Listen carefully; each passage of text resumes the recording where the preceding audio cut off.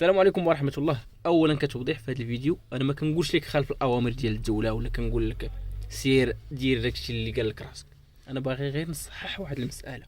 بزاف ديال الصباحات كله كوبي كولي، ما عرفتش انا مستوى الوعي ديال داك الادمين اللي كيهز كوبي كولي بلا ما يتقلب بلا ما يبحث. المساله راه دين وشرع، ما تبقاش تفتي من راسك.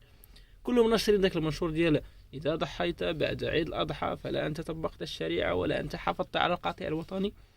سير غير قلب ودخل دير ايام الذبح، غادي تلقاها سهله. غادي يقول لك من عيد الاضحى حتى الغروب شمس اليوم الثالث، كل هذه الايام كتسمى ايام التشريق وممكن تضحي فيها، يعني باش ما تمرروش المغالطات ومن اجل البوز ومن اجل زعما ديروا فيها راه وطنيين.